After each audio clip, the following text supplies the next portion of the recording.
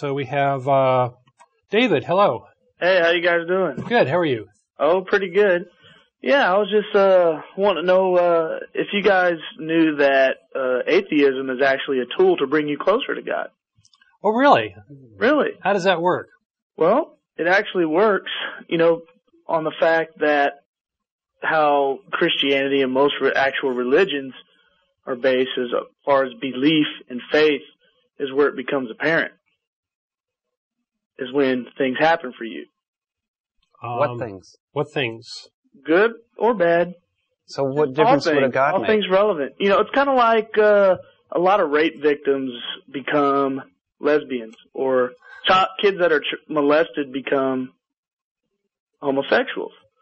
And because of your religious, I feel because of your religious abuse, and you were forced to do something. And I have no religious abuse in my past.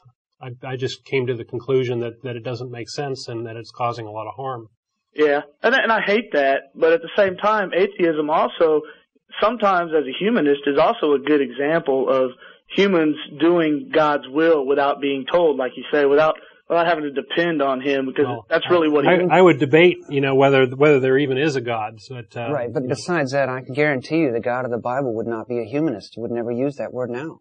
I mean throughout the whole Bible is this theme that He created us, not the other way around, and that we are subservient to Him. Well, it sounds to me that you've studied and come up with a lot of answers to prove that there is not a God. No. Even from a scientific standpoint, to actually try to prove something proves that something is there to begin with. No, see, I may have mistaken what we're trying to say, but I don't believe any of us have said we're trying to prove there is no God.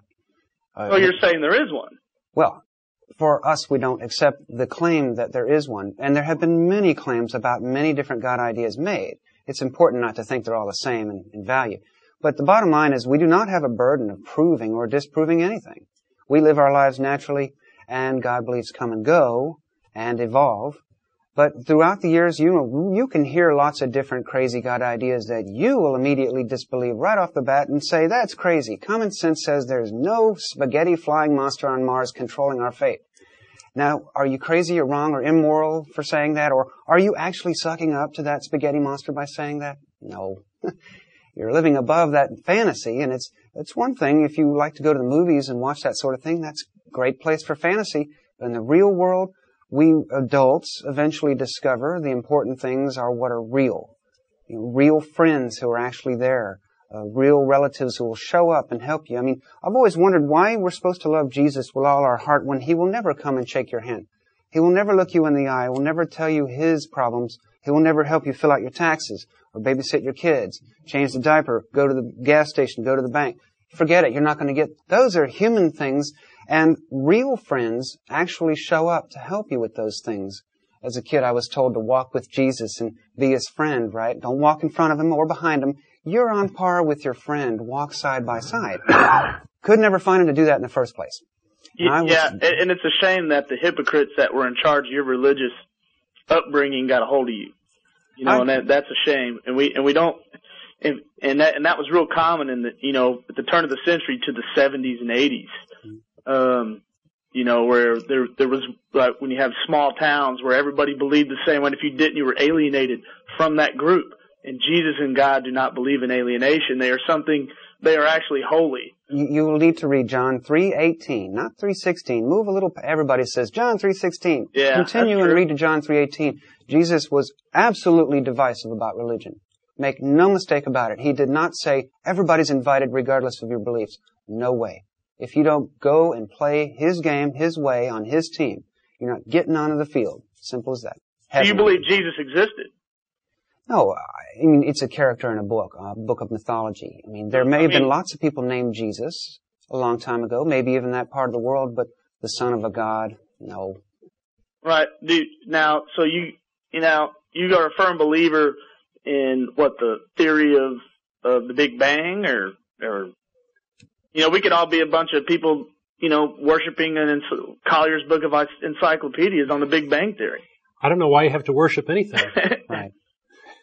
Well, exactly. You're confused about worship. It's your own man becoming, actually believing that he is God is the downfall of man. Well, who would want to be a god, though? Certainly not me. That's not a noble pursuit at all. I don't think anybody's a god. Yeah. Well, I don't know. I mean, you guys have an icon there. It says ACA. That's kind of iconoclastic, which is deity-like. It's got a little pyramid. We don't worship our organization. We're just, just a bunch of guys that hang out together. And I would say most symbols like that one are irreligious to begin with. Well, it's kind of almost like a cross if you look at it.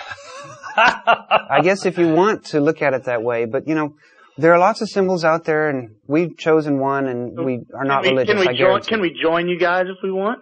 If you're an atheist, you can, yeah. Well, if you're not atheist, can you join the atheist community if you're not an atheist? No. Would you want to? That'd be dishonest. So you alienate people that don't believe the way you do. Dishonest people? Yes, sir. If that's what you feel. But, I mean, if you're not an atheist, there are other groups for you. But if you're not an atheist, don't call yourself Well, how would you know if you're an atheist? You're not anything. You don't claim atheist, or is that the fundamental part of who you are, or is you being, well, I forgot your name again, but John or David? Are you David or Joe and Don? Are you atheist first, or are you David first, or John, or I forgot your names? This is a debate that I agree and disagree with a lot of things you say. It's not the most important thing in my life, no. Huh? Being an atheist is not the most important thing in my life. Well, that's a good comment. See, I like that about you. Good. Okay. No, we're not obsessed. Anything with else? Well, so if I want to join, does it cost any money to join the AC? We have membership fees, and you have to have a pledge of being a non-believer. A pledge of being a non-believer, right. And how much is that fee? It's $24 a year. 24? That's not bad. That's cheaper than tithing. Yeah. So I guess if you're a cheap non-believer, you can be an atheist. Yeah, we don't have any, pipe organs and stained glass windows to buy and all that. So. Right. So at the same time, the high majority of people with belief in this greatness that moves lots of people and moves civilization is completely wrong. Well, they certainly believe they do, but okay. Well, thank you for your call. All right. For people who've been watching clips on YouTube, if this clip happens to make it to YouTube, it's worth pointing out that you can watch the entire show by going to the website, www.atheist-experience.com, as well as archive shows by clicking on the show archive there. Most of them are on Google Video, some of them are on Blip TV.